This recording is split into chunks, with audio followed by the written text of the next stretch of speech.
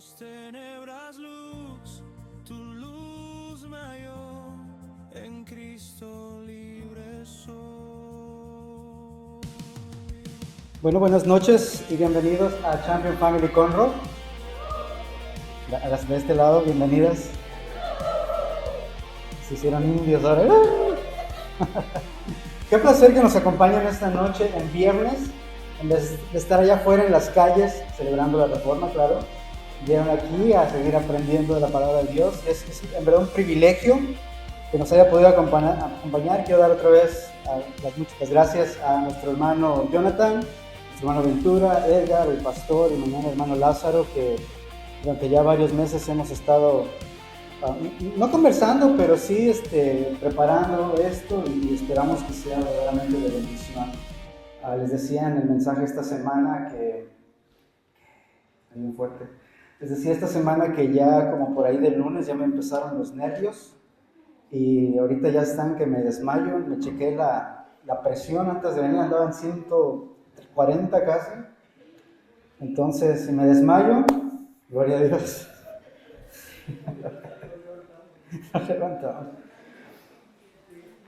Como se habrán dado cuenta, el tema de esta conferencia es Post Tenebras Lux.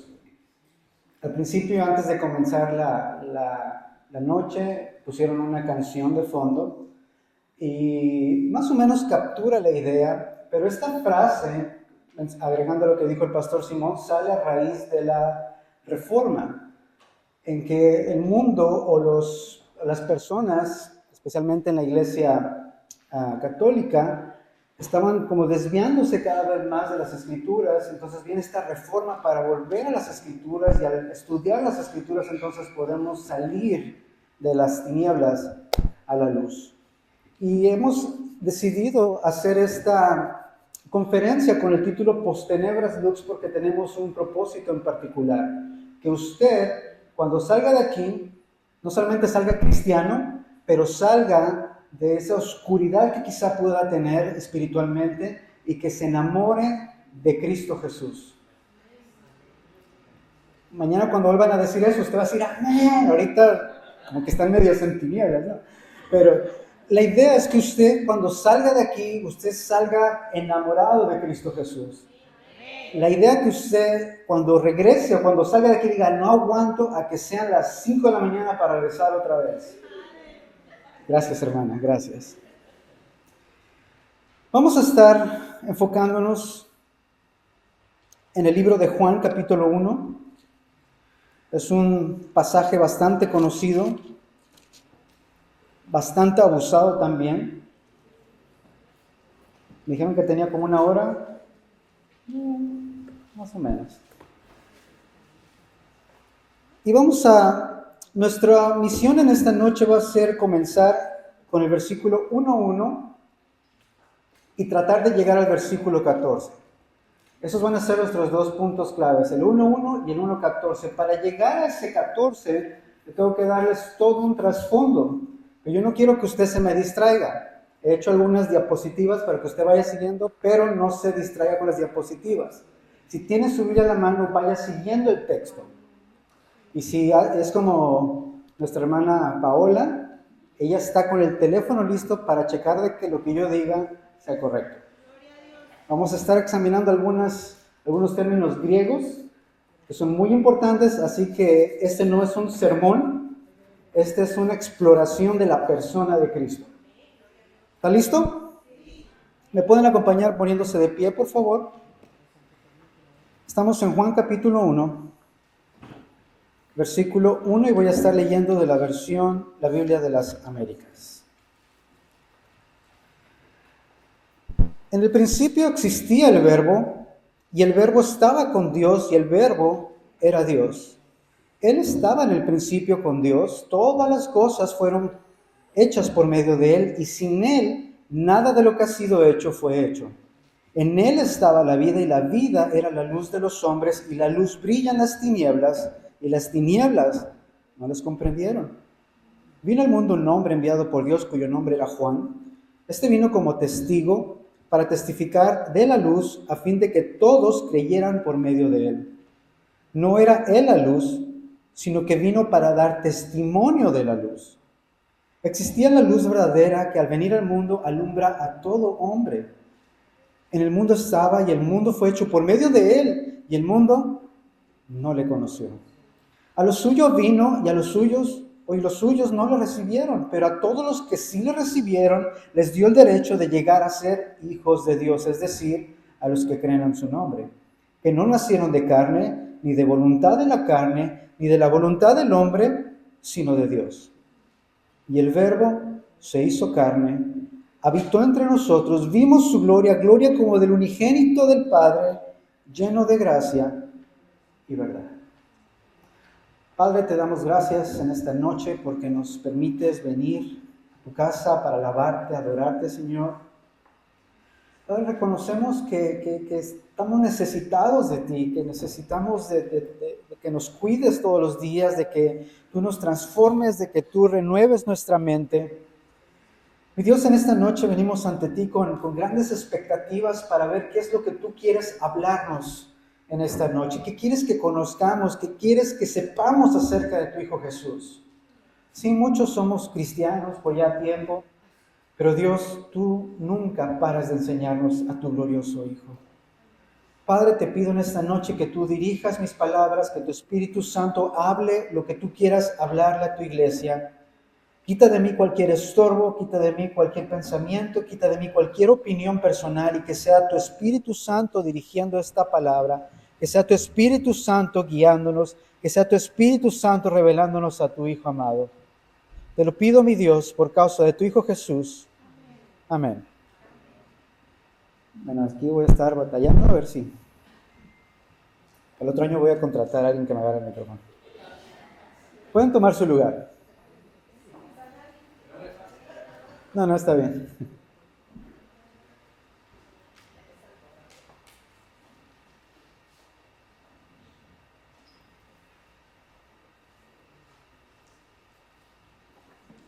Cuando hablamos de Juan 1:1, quiero que piense en lo que comúnmente se conocería como una cita a ciegas. ¿Usted ha ido a una cita a ciegas? ¿Una blind date? No, que dice, yo quiero ver primero antes de comprar, ¿no? Pensemos en una mujer que se llame Sofía. Sofía es una mujer que estudia mucho. Sofía es una mujer que se la ha pasado estudiando con grandes filósofos, puede debatir durante horas acerca de lo que ella piensa que es el logos en Atenas. Ella es griega, ella está emocionada con esto, ella estudia este principio racional detrás de toda la existencia, ella ha leído pergaminos, ha memorizado cada argumento, ella está lista para que le digas, ¿quieres hablar de logos? Y ella está lista para hablar de logos. Llega alguien y le dice, ¿sabes qué? Tienes que conocer a este hombre es diferente. Y ella dice, no me interesa conocer un hombre, me interesa comprender la mente con M mayúscula de todas las mentes. Me interesa conocer a algo que no sea solamente un humano, algo que trascienda todo lo que existe. Finalmente dijo, ok, vamos a conocer a este hombre. Cuando llega a su cita, algo andaba mal o completamente bien. Él, al que había ido a conocer, hablaba de sabiduría y la sabiduría parecía emanar de él como luz. No solamente usaba términos, la sabiduría parecía venir de él. Era como si la verdad misma se presentara ante ella. Cada principio que ella había estudiado en forma abstracta estaba de alguna manera presente en sus ojos, en su voz y en la presencia de esta persona que fue a conocer. A mitad de la cena se da cuenta con las manos temblorosas y dijo, estudiando toda mi vida sin saber que tenía un rostro. El logos que había buscado a través de la razón, la estaba buscando a ella personalmente. Por otra parte, tenemos a los judíos. Los judíos amaban la palabra de Dios.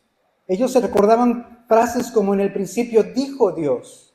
Ellos creían en la palabra de Dios, que no era solamente palabra, sino que era el poder de Dios.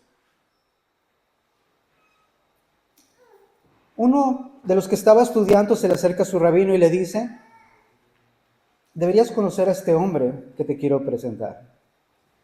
Y él dijo, no necesito conocer a nadie más. Tengo la palabra de Dios, ¿qué más necesito? Insisto, conócelo solo una vez. Finalmente accede y esperaba que esta persona comenzara a citar las escrituras, comenzara a debatirlas, pero cuando conoce a este hombre sintió una sensación muy extraña, como si cada versículo que había memorizado de repente lo estuviera mirando cara a cara. Las promesas de Abraham tenían la voz de ese hombre, el Cordero de la Pascua tenía el rostro de ese hombre, las palabras que crearon la luz del Génesis ahora les hablaban en su propio idioma. David temblaba de miedo y se dio cuenta que esta palabra que había estudiado en sus rollos había cobrado vida y se había sentado frente a él.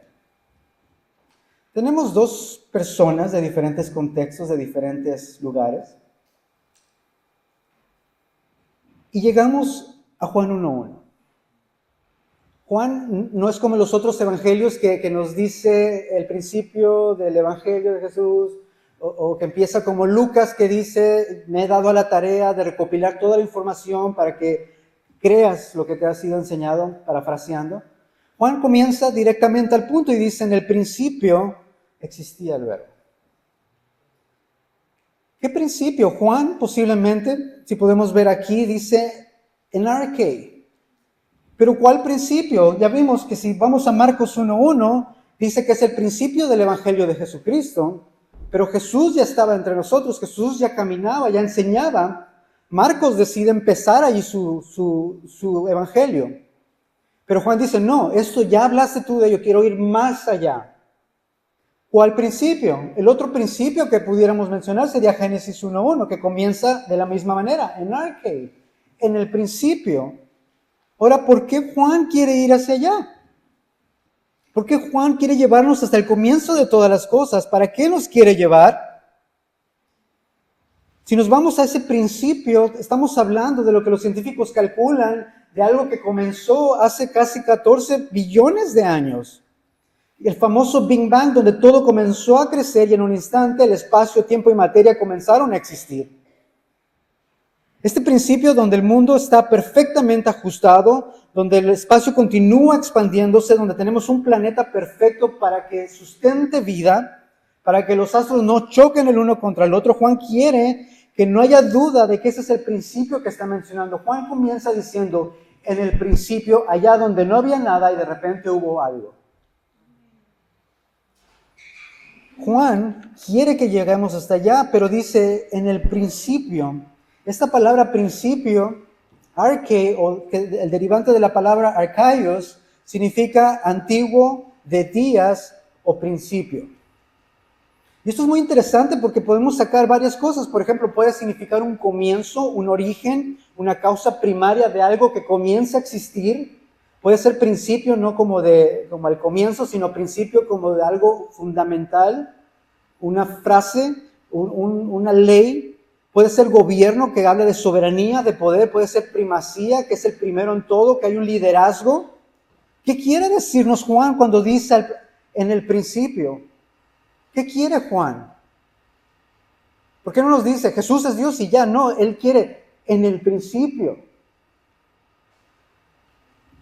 Esta palabra, arche, tenemos palabras como por ejemplo arquitectón, que significa arquitecto, que puede ser un constructor principal o el maestro de los comienzos. Entonces podemos pensar que Juan tiene una idea. El principio o el maestro o el constructor principal del comienzo.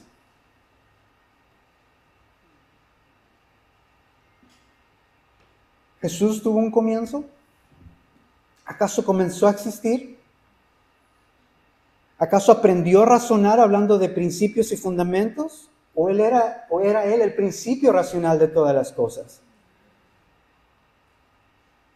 ¿Era Jesús soberano? ¿Eso es lo que tenía en mente Juan? ¿Alguien soberano que muere porque lo matan sin defenderse?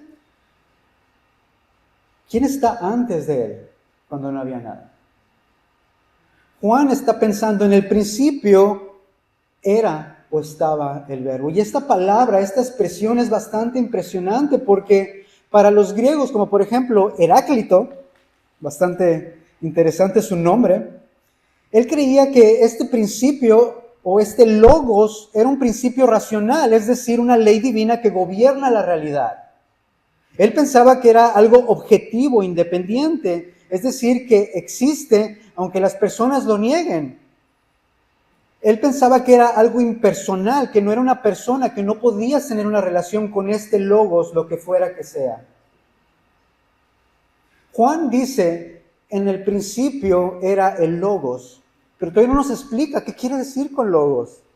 Continúa este señor Heráclito y él dice, este logos se mantiene siempre, pero los humanos constantemente demuestran ser incapaces de comprenderlo, tanto antes de escucharlo como cuando lo escuchan por primera vez. Uno pudiera decir, parece cristiano, ¿verdad? Si quitamos logos y le ponemos Dios o Jesús, como que... Pero estamos hablando de alguien que vivió casi 500 años antes de Cristo y él estaba pensando acerca de esto que existía, que ellos llamaban logos. Pero al final del día, Heráclito dice lo siguiente, este logos es impersonal, no puedes conocerlo, no puedes tener una relación con él, o con eso que sea logos. Por otra parte, tenemos a los estoicos del tercer siglo antes y después de Cristo. Este estoicismo enseñaba cómo vivir una buena vida a través de la virtud, la razón y la aceptación de las cosas que no podemos controlar. Ellos tenían un sistema muy interesante, pero lo que ellos querían acerca del logos era que era una fuerza impersonal, que esa fuerza estaba en el mundo, pero no podías verlo, no podías tocarlo, nunca podía ser materia, es decir, el logos no puede ser nada material. No puede ser una mesa, no puede ser una silla, no puede ser mucho menos una persona. Y se conoce por medio de la razón, así que si somos medios tontitos nunca vamos a poder conocer a este logos. Los estoicos tenían la misma mentalidad que Heráclito. Y luego llega Filo, un filósofo judío. Y uno diría, bueno, al menos como que se le puede dar la revelación, ¿no? Si pones uno y uno juntos, a lo mejor latina. Pero ¿qué pensaba este filósofo judío, Filo? Él pensaba algunas cosas bastante interesantes. Por ejemplo, Filo pensaba que el logos o el verbo era la mente de Dios. De hecho, esto lo piensan, creo, una de las sectas, no me acuerdo cuál es, piensa que es la mente de Dios. De hecho, creo, José Smith de los mormones dijo que la tercera persona de la Trinidad era la mente de Dios. Filo piensa que es esa fuerza, el logos es como Dios crea, que usa el logos para crear. Filo creía que el logos era el primogénito de Dios, que era la imagen de Dios, que era el nombre ideal, que era preexistente, que era divino, que era revelador, que era racional. A lo mejor uno dice, ¡es Jesús! ¿Y sabe qué dice Filo? No es personal, no puede encarnarse en un humano, no es igual a Dios, no puede sufrir y mucho menos ser Salvador. O sea, tienen toda la evidencia allí y están al punto de llegar aquí y dicen, solo di que es Jesús, que Jesús es Dios. No puede ser. Y se van. Tremendo, ¿no? Como algunos de los que les predicamos y dicen, no. Filo nunca hubiera imaginado o afirmado Juan 1:1. Si Filo hubiera leído esto, lo hubiera agarrado a golpes a Juan. Le hubiera dicho, ¿qué te pasa? Eso no puede ser. Para los judíos se pone más interesante la cosa. El logos o el verbo era el poder creador de Dios, no solamente hablar. Cuando Dios dijo la palabra, el verbo, el logos, no era solamente que Dios hablaba, sino el poder que tiene este logos para crear. Por ejemplo, Salmo 33:6 dice, por la palabra del Señor, o por el logos del Señor, fueron hechos los cielos y todo el ejército por el aliento de su boca. Génesis 1:3, entonces dijo Dios por medio de su logos, sea la luz, y no pasó nada. Claro, se hizo la luz. Isaías 55:11 dice, así será mi logos, mi palabra que sale de mi boca no volverá a mí vacía sin haber realizado lo que deseo y logrado el propósito para el cual envié.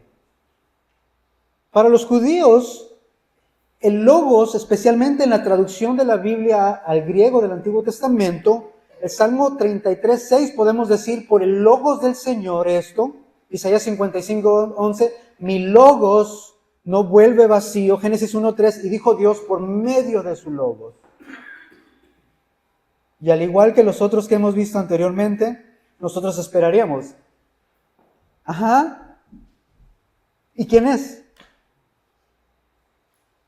¿Y qué hacen los judíos? La idea de que Dios se hiciera humano era problemático. Porque si tengo el Shema y digo que el Señor nuestro Dios, el Señor uno es, y aparte tengo un logos que también es divino, entonces ya tengo dos dioses, según los judíos. Por eso el logos dice, por más que se parezca a Dios, no puede ser. Por otra parte, la idea del Dios trascendente, el que sobrepasa todas las cosas, ¿cómo va a entrar en la historia? ¿Cómo va a mezclarse acá con nosotros, con la raza? Dos ideas, unos filósofos acá griegos y otros que tienen la palabra de Dios y los oráculos que se les han ido encomendado, y los dos están así. No, dale tú, no, dale tú. Mira, toma, tú brinca. Pero no dan ese paso.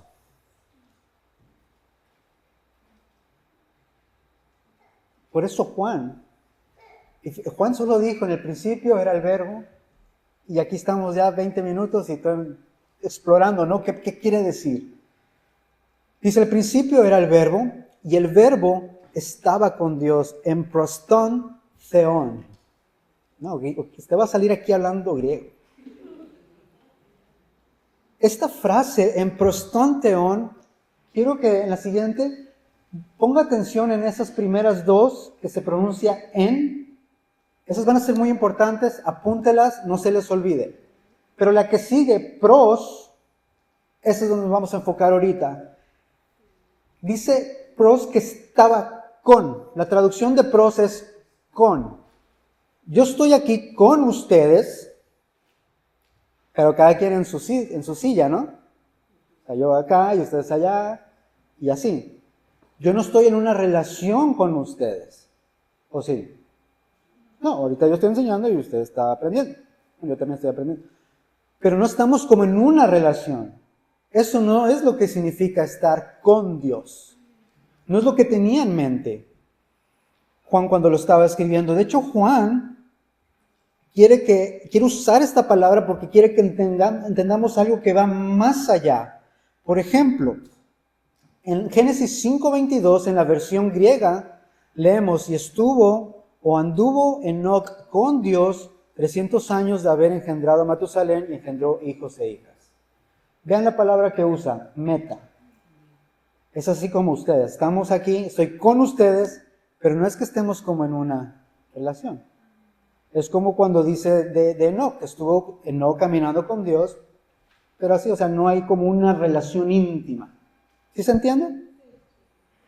En otro lugar, vemos, por ejemplo, en Éxodo 33:1, acostumbraba a hablar el Señor con, ¿qué palabra usa?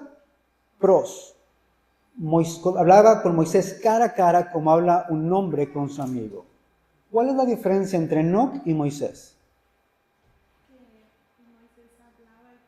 Que con Moisés había una relación más allá, una relación íntima, personal, cara a cara como cuando hablas con un amigo.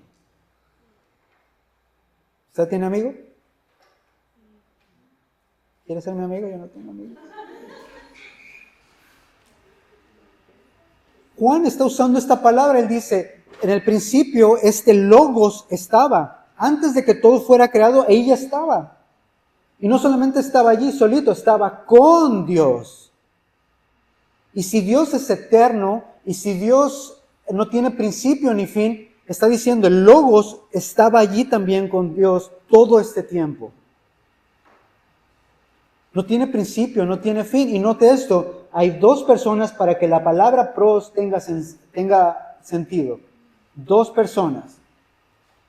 Y esa es la pista que nos está dejando Juan. Sí, al principio esto que ustedes creen que es el ser creador, es alguien. Ahí se hubiera ganado un amén, se la perdió. Gracias. Meta es un acompañante, pros es una relación íntima.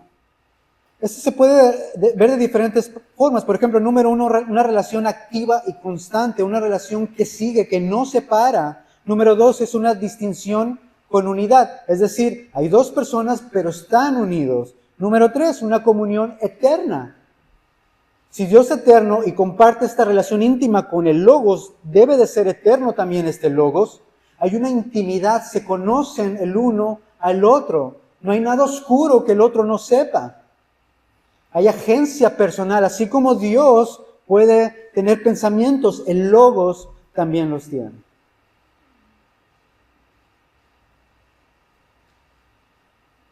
Y ya cuando Juan nos tiene así, como que viene así con la estaca al final, y el verbo era Dios.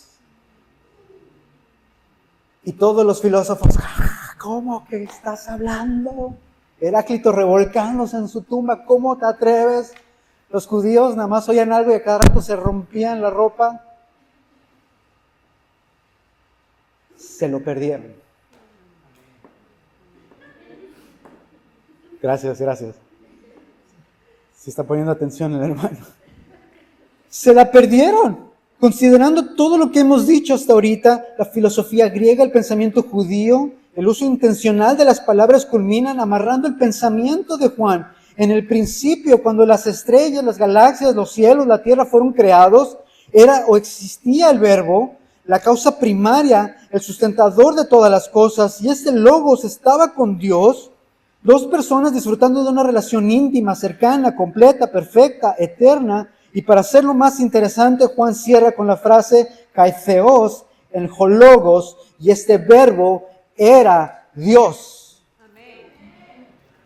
¡Qué tremendo! Juan está verdaderamente emocionado y apenas llevamos un versículo y Juan apenas está agarrando confianza. Juan quiere que no tenga duda usted en esta noche que el Jesús que usted cree no es un Jesús cualquiera, no es un Jesús barato, no es un Jesús que usted manipula, que el Jesús en el que usted cree es el Creador, Señor, Rey del universo, Creador de todas las cosas, incluido de usted y de mí.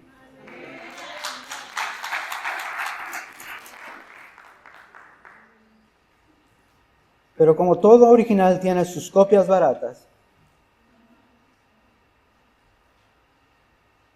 veamos esta siguiente diapositiva.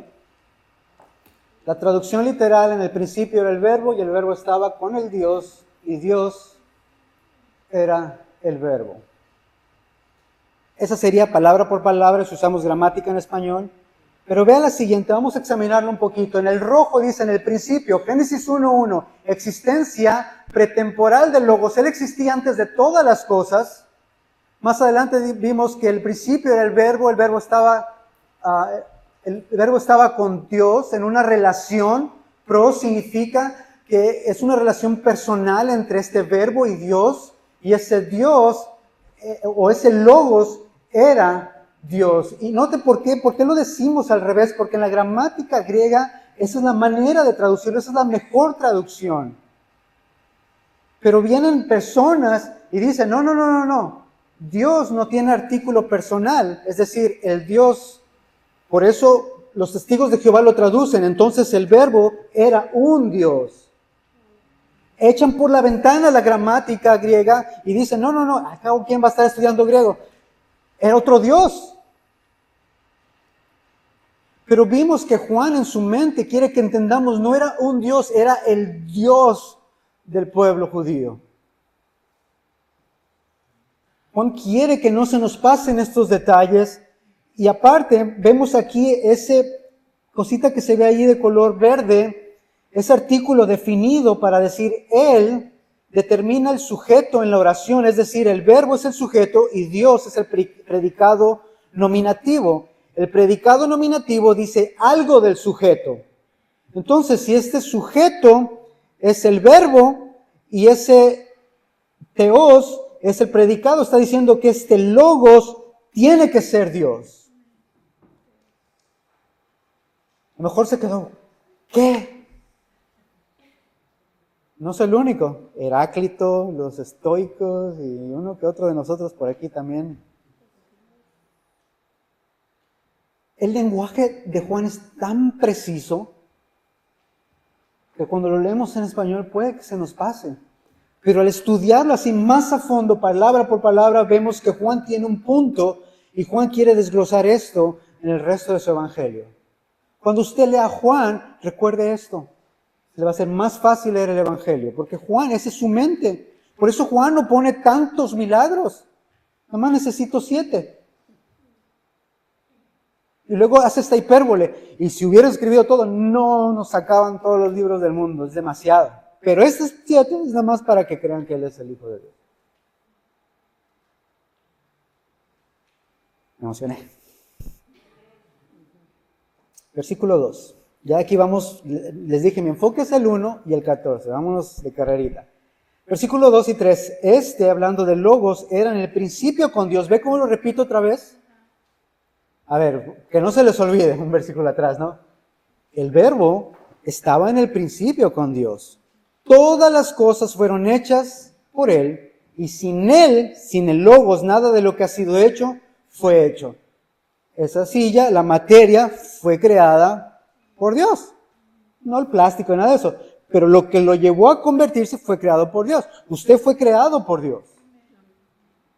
¿Fue Satanás creado por Dios? Claro. ¿Los demonios fueron creados por Dios? Claro. Él creó todas las cosas. ¿Se acuerdan la palabra que les dije que escribieran? ¿Qué palabra era? En. Es como una N y una V. Aquí les voy a enseñar otra. En la que sigue. Esta de abajo es la que aprendimos en.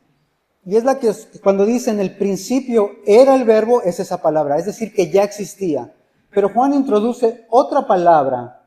Egeneto. Que significa llegar a ser, comenzar a existir, convertirse o surgir.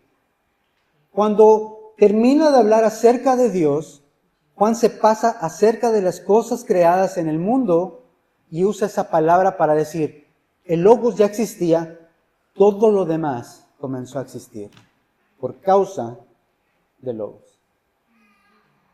No son iguales, como dicen, hay niveles. Creador, creación. Adivina de qué lado estamos. Creación. Y aquí lo tenemos claro. Era en el principio con Dios. Todas las cosas fueron hechas, egeneto, y sin Él, nada de lo que ha sido hecho fue hecho. Tremendo. Juan no quiere que usted se vaya esta noche, 31 de octubre, con dudas acerca de quién es Jesús. Quiere que usted saque a ese Jesús que usted cree y lo compare con el Jesús de la Biblia y vea si es ese verdadero. Y si no, compre el verdadero. La diferencia entre un Jesús falso y un Jesús verdadero es la vida y la muerte.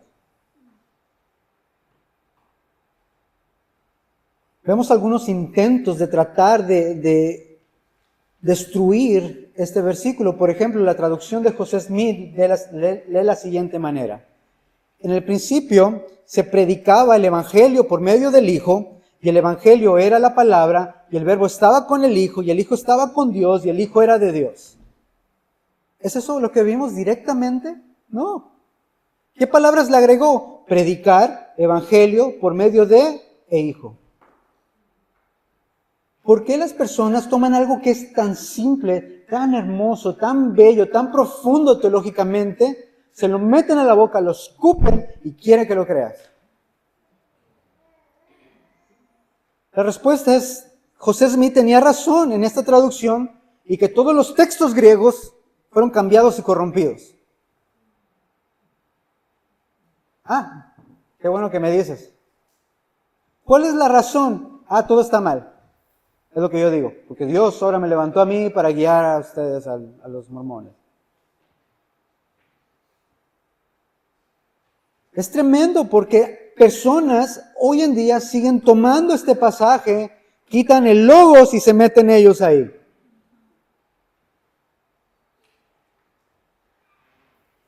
Él estaba en el principio con Dios. Cuando Jesús ora esta magnífica oración en Juan 17, dice, Padre, glorifícame tú junto a ti con la gloria que tenía contigo antes de que el mundo existiera, antes de que creara todo lo que vemos. Padre, glorifícame esa gloria que tenía contigo. Padre, vamos a estar como era. ¿Sabes? Jesús haciendo esa oración, yo me imagino emocionado, recordando, me acuerdo cuando estaba, antes de que creara todo, ¿qué, Padre? Todas las cosas fueron hechas por medio de Él, y sin Él, nada de lo que ha sido hecho fue hecho. Colosenses 1:16 lo dice de una mejor manera, porque en Él fueron creadas todas las cosas, tanto en los cielos como en la tierra, visibles, invisibles, sean tronos, dominios, poderes, autoridades. Todo ha sido creado por medio de Él. ¿Y para quién? Y para Él. Una de las verdades que yo, ya voy a empezar a predicar, se me sale. Jonathan, te entiendo, ahora entiendo el mensaje que me mandó. Dice, hermanos, más que va a ser sermón, más que estudio. Mea culpa. Pero qué increíble que todo fue creado por medio de Él y para Él. ¿Sabe cuál es la cruda realidad para usted? Que no se trata de usted. Entre más pronto lo entienda, más dolores de cabeza se va a evitar. ¿Me dijeron amén? Pero es cierto. Versículo 4. En Él estaba la vida. Otra vez el uso de la palabra en. Y la vida era la luz de los hombres. La luz brilla en las tinieblas y las tinieblas no la comprendieron. Una mejor traducción es no pudieron apoderarse de ella, hacerla propia, no la pudieron obtener, no la pudieron alcanzar, no pudieron hacer algo que fuera de ellos. ¿Por qué?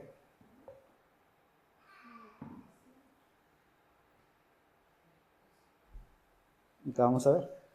1 Juan 1, del 1 al 2 dice, lo que existía desde el principio, lo que hemos oído, lo que hemos visto con nuestros ojos, lo que hemos hecho, lo que hemos contemplado, lo que han palpado nuestras manos acerca de este verbo de vida, pues la vida fue manifestada y todos la hemos visto y damos testimonio y anunciamos vida eterna, la cual estaba con el Padre y se nos manifestó. Jesús, que era la vida, Jesús, que era la luz, de repente lo tenemos enfrente de nosotros, dice Juan.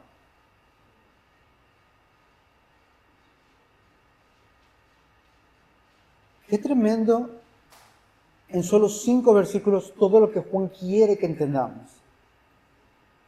Que hay un principio y este logos estaba antes de ese principio. Que Él no tiene fin, que Él es eterno, todas las demás cosas sí comienzan a existir. Vamos a ver si es consistente Juan. Vino al mundo un hombre enviado por Dios. Usa la palabra para las cosas que fueron creadas. Es decir, nació o al tiempo este hombre creció y vino el tiempo y fue enviado por Dios. No dice que fue eterno, este hombre del que está hablando en el versículo 6. Dice, vino un hombre cuyo nombre era Juan. Juan no es Dios. Juan no es el Logos. Juan comenzó a existir, por lo tanto el Logos lo debió haber creado a Juan. Hasta ahorita todavía no sabemos quién es el Logos, ¿verdad? Pero estamos viendo que hay como unas conexiones. Juan no nos ha dicho explícitamente, este Logos es Cristo. Nosotros ya sabemos porque tenemos el Nuevo Testamento, pero noten cómo Juan está haciendo que esto crezca y crezca. Este vino como testigo para testificar de la luz. Este vino para hablar no acerca de él, no acerca de sus experiencias, no acerca de su vida en el desierto allá. Él vino porque su única misión en esta vida es hablar acerca de ese Logos.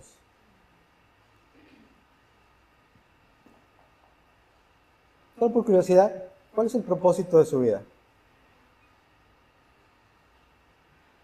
¿Es ese? O nada más porque ustedes no lo mandaron, no es su propósito. Testificar de la luz a fin de que todos creyeran por medio de él. Juan no era la luz, sino que vino para dar testimonio de la luz. Juan la tenía clara. Y continúa diciendo, existía la luz verdadera que al venir al mundo alumbra a todo hombre. Jesús no solamente es luz, por decirlo así, es esa luz que te ilumina la mente. Por eso es el lema de esta conferencia, de las tinieblas a la luz. Existía la luz verdadera, este logos es esa luz verdadera que al venir al mundo alumbra a todo hombre. En el mundo estaba esta luz, este logos estaba en el mundo fue hecho por medio de este logos, pero el mundo no le conoció. El mundo no quiere nada que ver con este logos, porque el mundo ama más su pecado, ama más su vida, ama más sus planes, ama más todo aquello que le gusta, que a este ser maravilloso que nos habla Juan, que es el logos. Dice, a lo suyo vino, podemos decir la creación en general, pero los suyos, el pueblo judío, no le recibió.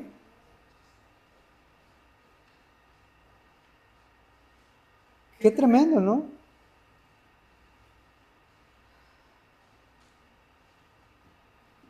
Pero a todos los que le recibieron, dice Juan, les dio el derecho de llegar a ser hijos de Dios.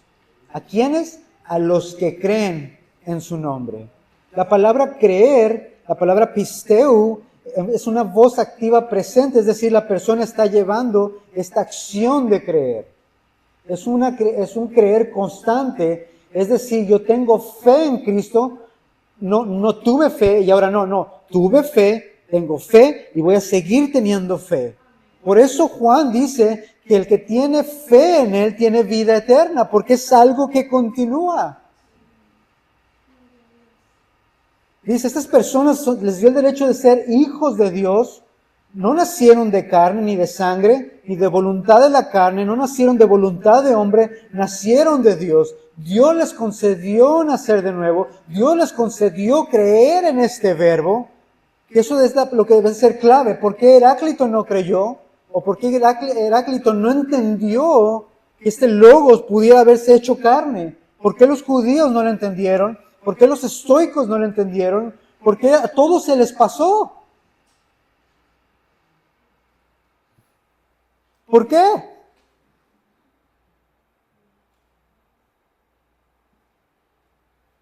Es una verdad que solo se entiende por el poder de Dios. Dios es el único que puede revelarte a su Hijo. Tito 3:5 dice, Él nos salvó no por obras de justicia que nosotros hubiéramos hecho, sino conforme a su misericordia por medio del lavamiento de la regeneración y la renovación del Espíritu Santo. Creer en Dios es un trabajo del Espíritu Santo. Y Mateo 11:27, todas las cosas me han sido entregadas por mi Padre, nadie conoce al Hijo sino el Padre, y nadie puede conocer al Padre sino el Hijo, y aquel a quien el Hijo se lo quiera revelar. ¿Por qué usted conoce al Padre? Porque a Jesús le plació que usted conociera al Padre. ¿Por qué conoce a Cristo? Porque el Espíritu Santo le abrió los ojos para que usted conozca a Cristo. Vea el trabajo de la Trinidad en la salvación, cada quien haciendo una parte, el Padre planeando todo, el Hijo muriendo por nuestros pecados y el Espíritu Santo regenerándonos y proveyéndonos la fe para poder creer en este Logos.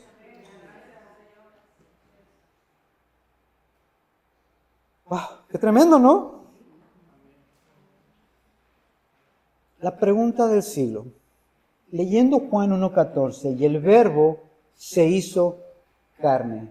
Wow, ¿por qué Juan no usa la palabra en y ocupa la palabra que se usa para todo lo creado y se la aplica a este verbo?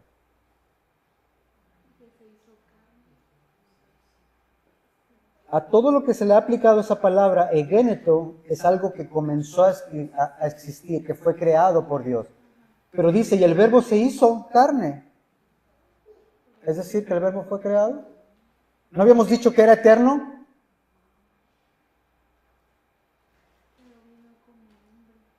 ¿Qué pasó?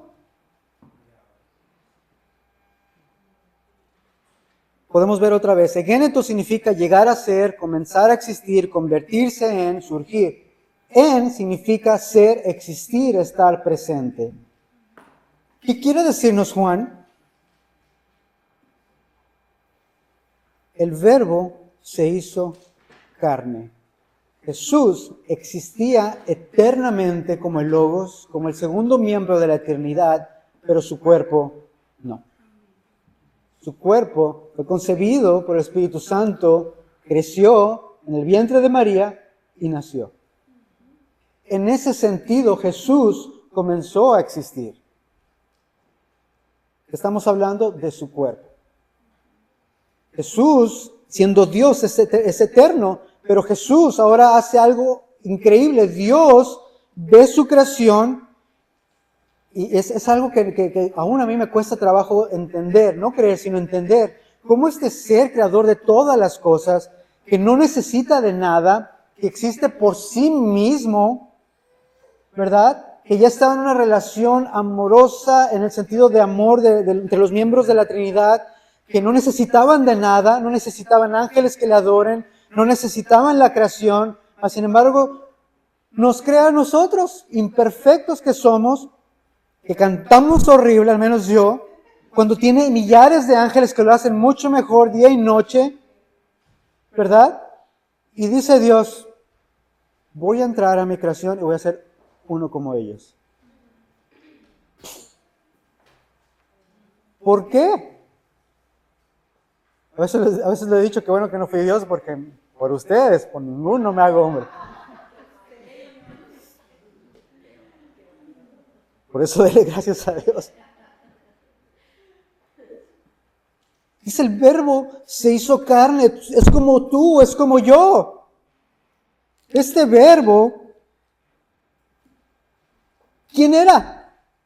Juan todavía no nos dice, pero hay pistas en todo el Antiguo Testamento que no me daría chance de terminar hoy, pero vamos a mencionar algunos. Por ejemplo, tenemos Génesis 3:15. Pondré enemistad entre tú y la mujer, y entre tu simiente y su simiente. Él te herirá en la cabeza y tú le herirás en el calcañar. Ya conocemos la historia de la caída del hombre, pero Dios hace una promesa. Alguien va a venir de esta línea de la mujer. Es decir, un hombre va a venir y va a arreglar esto que echó a perder el hombre. Esta relación que fue rota entre Dios y el hombre. Sí, la serpiente va a herir a esta simiente, pero ¿qué crees? La simiente va a vencer a esa serpiente. Los judíos entendieron, wow, esto es un Mesías. Alguien nos va a rescatar. Luego vemos unos ahí, por ejemplo, Moisés, que creyó que un tipo de Mesías ahí medio, al final ni entró en la tierra prometida. Pero Moisés, él sabía, va a venir alguien. Creo que es en la defensa de Esteban, o en Hebreos, dice que consideró el vituperio por Cristo mayor que las riquezas de Egipto. ¿Por qué? Porque puso su mirada en el Mesías. Todavía ni había nacido, pero él ya por fe lo veía. Una persona va a venir. Tenemos 2 de Samuel 7, del 2 al 14, donde Dios promete, dice, cuando tus días se cumplan y reposes con tus padres, levantaré un descendiente después de ti, el cual saldrá de tus entrañas y estableceré su reino y será un reino eterno y todo esto.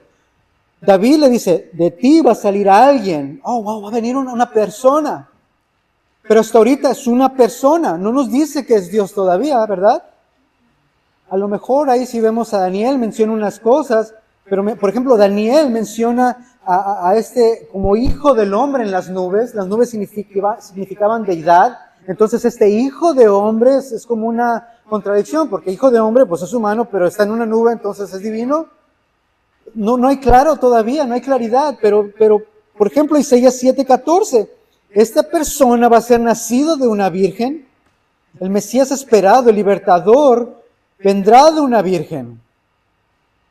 Isaías 11 dice, y botará un retoño del tronco de Isaí, un vástago de sus raíces dará fruto, reposará sobre él el Espíritu del Señor, Espíritu de sabiduría, de inteligencia, consejo, de poder, de espíritu de conocimiento y temor del Señor, Cuando estudia Apocalipsis se dará cuenta que cuando Jesús se presenta, el que tiene los 7 espíritus de Dios, posiblemente está refiriéndose a eso, es decir, que tiene el trabajo completo y perfecto del Espíritu Santo. Aquí nos está diciendo Isaías, este que va a venir va a tener el Espíritu Santo en él y va a hacer un trabajo perfecto. ¿Pero quién es? Uno por atrás, ya dinos, Simón. No, todavía no. Y no les puedo decir, les digo mañana porque ya no me toca mañana. Pero vemos todas estas pistas que están aquí. Vemos en Isaías 42, Isaías 50, un siervo que sufre. Salmo 22, una persona que dice, ¿por qué me has abandonado? Isaías 53 dice que le plació al Señor matarlo o destruirlo. Salmo 16, su cuerpo no verá corrupción. Zacarías 12 dice, mirarán a él al que traspasaron. Está hablando de una persona, pero ¿quién es? ¿Quién puede ser eterno cuando cuando sea rey y su reino sea eterno? Algo no cuadra. ¿Quién es este? Agustín de Hipona dice, ¿por qué te admiras que los hombres nazcan de Dios? Mira cómo Dios mismo ha nacido de los hombres. ¿Por qué te maravillas que Dios hace todas estas cosas, pero que Dios ahora entra en su creación y es como tú y como yo? ¿Por qué te maravillas de que aunque maten a este hombre, tiene el poder de levantarse? ¡Qué tremendo! Jesús no es solamente el Mesías prometido, el libertador y salvador. Jesús es el Logos, el Hijo del Hombre, Dios mismo entrando en su creación, pero no como visitante o como espectador. Juan continúa diciendo, el Verbo se hizo carne y habitó entre nosotros. ¿Cuántos han ido a acampar?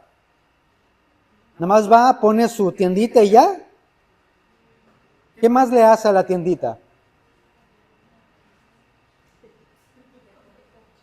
Especialmente si hace viento. La fija, ¿verdad? Es lo que Juan quiere que entendamos. Dios fue a Academy, compró una tienda de acampar. Más bien, Él hizo su tienda de acampar, la puso allí en medio de nosotros, y no solamente ahí para que se la lleve el viento, la fijó bien para que nosotros pudiéramos estar ahí con Él. Y Él con nosotros. Literalmente está diciendo, puso su tabernáculo entre los hombres. Cuando hablamos de tabernáculo, podemos ver, por ejemplo, en Éxodo 33, el tabernáculo de reunión, donde solamente Moisés entraba y la presencia de Dios bajaba como en una nube y todos allá desde su casa viendo, ya vino Dios. O sea, Dios estaba entre ellos, pero el pueblo estaba ahí con miedo. ¿Es así como venimos hoy cuando adoramos al Señor? ¿Venimos con miedo? Pues debería, porque Dios es Dios de ira. Pero, no, porque estamos redimidos por causa de ese Logos. Pero en ese tiempo, cuando estaba ese tabernáculo en medio de todo el pueblo, solamente Moisés podía entrar. Y los demás acá desde su casa, ¿ya terminó Moisés? De hecho, Moisés, incluso, aunque se nos dice que hablaba cara a cara con Dios, como habla con un amigo, acompáñame a Éxodo 33. Y es una narrativa bastante interesante. Que vea lo que dice. Versículo 12, Moisés dijo al Señor, mira, tú me dices que haz subir este pueblo, pero tú no me has declarado a quién enviarás conmigo. Además has dicho, te he conocido por tu nombre y también he hallado gracia ante mis ojos. Ahora pues, si es cierto lo que dices, que he hallado gracia ante tus ojos, te ruego que me hagas conocer tus caminos, para que yo te conozca y haya gracia ante tus ojos. Considera también esa nación que es tu pueblo.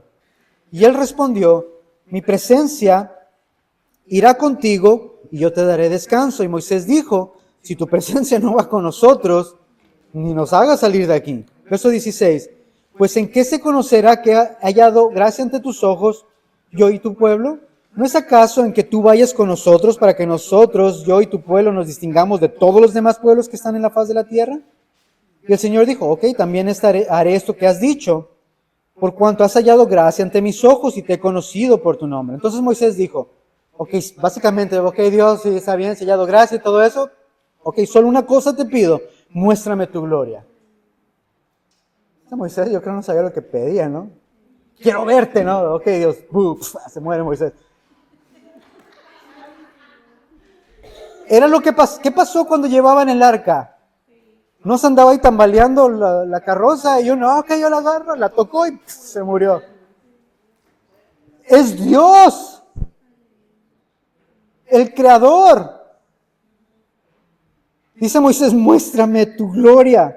Y él respondió, yo haré pasar toda mi bondad.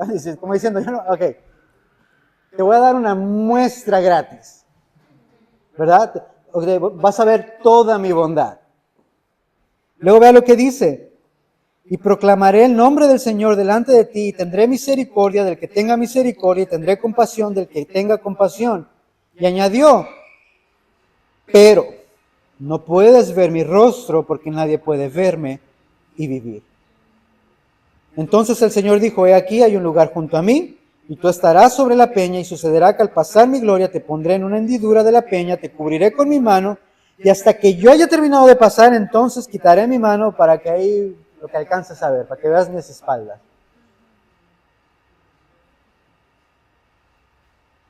¿Qué hubiera pasado con Moisés si se asoma? Ahí queda. Dios dice, a ver, creación, creador, tú allá y yo acá. Por eso cuando vemos el tabernáculo de reunión, o incluso esta tienda, ¿verdad? Donde estaba el lugar santísimo, el lugar santo, no todos podrían entrar allí, aunque Dios estaba allí. Pero Juan nos está diciendo, así como el tabernáculo, Dios ahora, la palabra literal sería tabernaculó entre nosotros, en forma de humano. Tremendo, tremendo.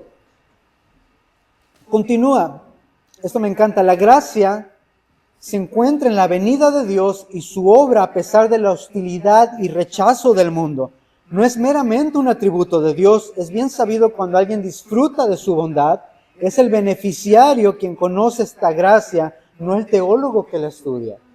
Cristo encarna toda la gracia de Dios y no lo merecíamos. Qué tremendas verdades. Aquí Juan nos está dando una cátedra de Jesús.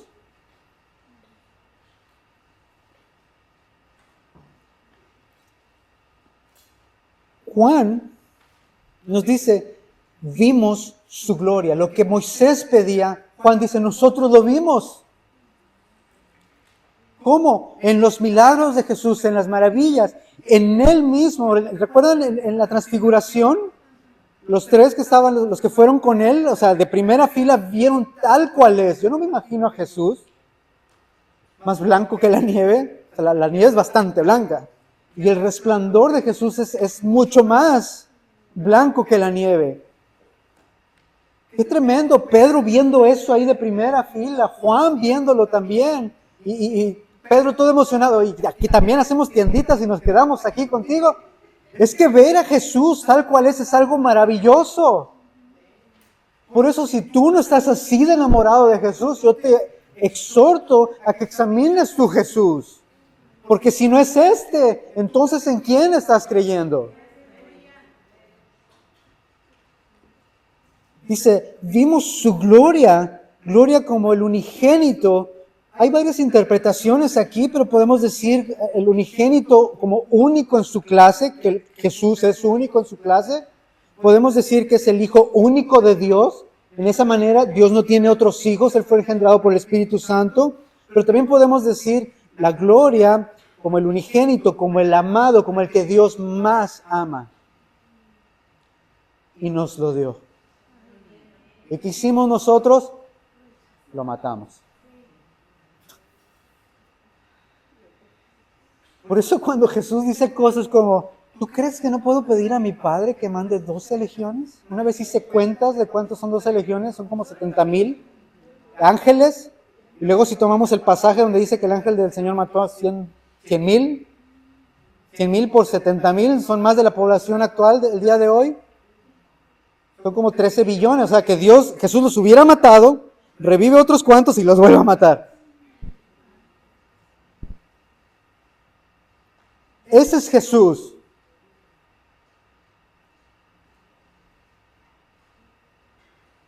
Vimos su gloria como el unigénito lleno de gracia y de verdad. La palabra lleno, Perú, es algo que está completamente lleno y no hay lugar para nada más. Lucas 4:1 dice que Jesús fue lleno del Espíritu Santo. Hechos 1:3 dice, habían hombres llenos del Espíritu Santo. Ahí esa cita, perdón, a lo mejor no es la correcta, yo creo que es 6. Hechos 6:5, Esteban estaba lleno del Espíritu Santo, lleno de gracia. Hay otro mago ahí, un hechicero que dice que estaba lleno de engaño. Incluso cuando Jesús les dice, me van a crucificar, el Hijo del Hombre va a ser entregado. Y luego Jesús dice, están tristes, su corazón se llenó de tristeza por esto que les digo. Es decir, ya no había nada que cupiera en su corazón. Pero Juan usa esta palabra y dice, lleno de gracia y de verdad. Completamente entero. ¡Qué tremendo!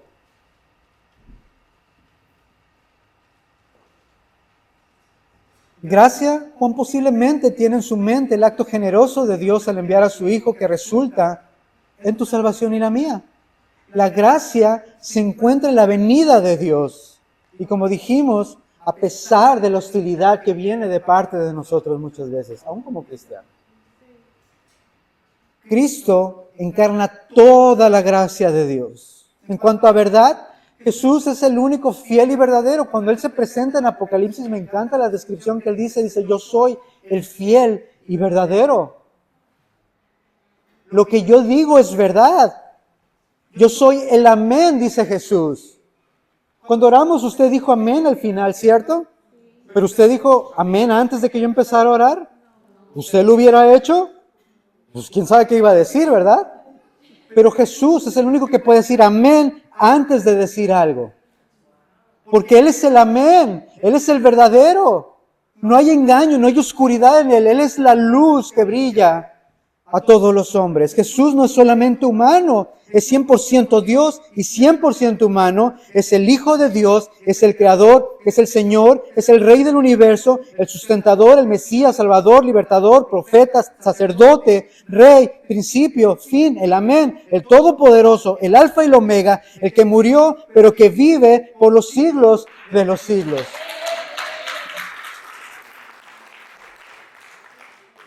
Eso es lo que Juan quiere que usted entienda.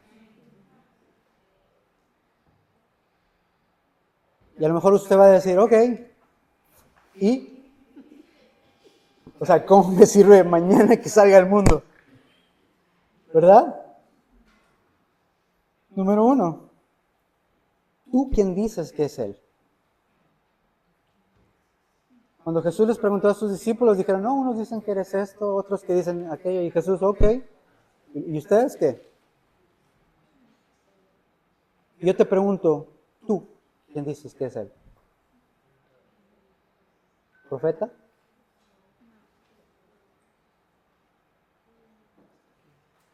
¿Predicador? ¿La mente de Dios? ¿Quién es Él para ti? Lo que creas acerca de Jesús es la diferencia entre la vida y la muerte. Número 2. Muéstrame tu gloria. Moisés solamente vio las espaldas de Dios. En Cristo tenemos acceso completo a la presencia de Dios. Por eso usted pudo venir hoy y alabar al Señor y decirle, aquí estoy, recibe mi alabanza, recibe mi adoración. No hay nadie como tú, oh Rey de gloria. ¿Y sabe qué es lo más hermoso? Que cuando Dios escucha a sus hijos alabar, yo creo que son, no dice la Biblia, pero yo creo que cuando Dios ve a su pueblo alabarle en espíritu y en verdad, Él lo disfruta. Número 3. Jesús es suficiente. No se trata de ti, ni de tu felicidad, ni de tus planes, ni de tu vida, ni de tus viajes, ni de tus sueños. Todo se trata de Él y que al creer en Él tengas vida eterna. ¿Y qué importa si estás enfermo? ¿Y qué importa si no tienes trabajo? ¿Y qué importa si no tienes nada más? ¿Qué importa si tu pareja no te quiere? Si tu pareja tienes problemas, ¿qué importa? No se trata de ti, se trata de Él. Lo tienen que entender ya. De lo contrario, ¿cómo vamos a decir a la gente que Cristo es todo? Si apenas lo es para mí. Todo se trata de Él. Cristo, siendo Dios, vino al mundo, vivió como hombre una vida perfecta, que ninguno de nosotros combinados la pudiéramos vivir.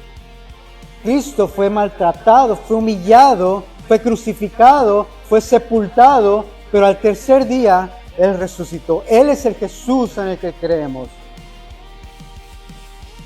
La pregunta ¿es suficiente su sacrificio? ¿Les digo? No, va a tener que venir mañana a la siguiente sesión.